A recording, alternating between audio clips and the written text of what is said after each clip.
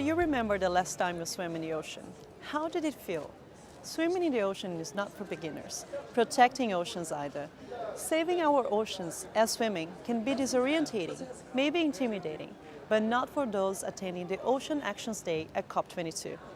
Promoting action, exchanging knowledge, raising awareness. These were the main goals of the event that brought together an unprecedented number of experts interested in moving forward global strategic actions on oceans and climate change. It is fairly recently that we've discovered that 90% of the energy that we've generated as a result of climate change has been storing in the oceans, and in fact in the top 600 meters of the oceans primarily. So the oceans are really absorbing the heat of climate change. They are absorbing 30% of the carbon dioxide that we produce. So that is a huge element in the climate change agenda, and now it's been recognized completely. We have a real paradox about oceans in the climate negotiations. And that is that oceans is the largest regulator, or the most important regulator of the world's climate. And it's also the biggest carbon sink. And number two is that the adverse impacts of climate change will affect, the people who live in the coastal areas and in the small island states. And that's at least half of the world's population. The year of 2015 was a remarkable one for the United Nations. It was in this period that the Sustainable Development Goals and the Paris Agreement became landmark global deals. When world leaders adopted the 2030 Agenda for Sustainable Development last year, they sought to put the world on a path towards a sustainable and resilient future for people, for planet, and for prosperity. Critically, this included Sustainable Development Goal number 14, which pursues urgent action to help reverse the cycle of decline in which the ocean is currently caught.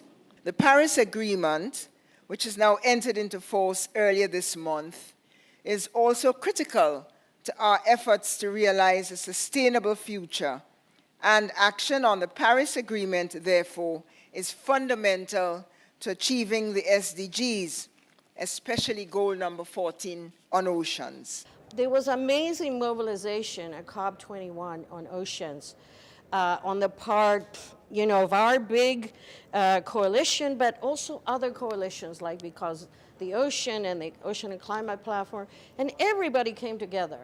We really pushed for oceans. So we got it in the preamble, okay? It's not that big of a thing, but symbolically it is. The ocean makes us feel small, humble.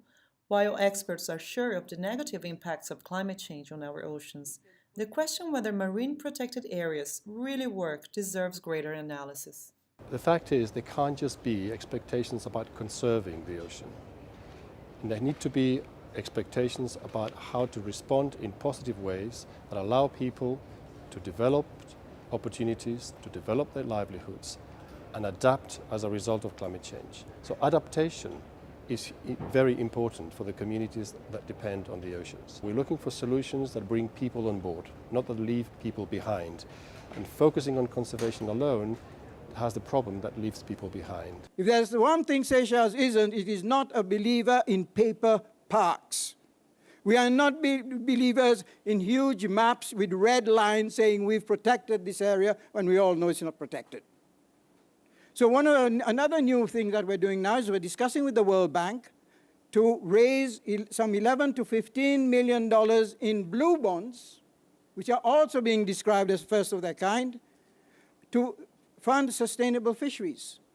So what we're talking about here is some of the smallest countries in the world bringing up some of the most ambitious, bravest, boldest actions you're seeing on the ocean front now. We have to have the long-term view, and we have to be very tangible and very action-oriented.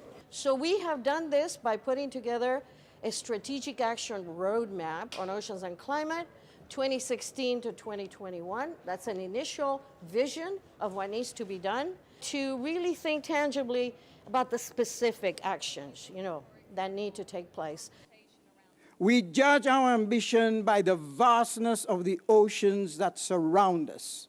There's a whole world of possibility.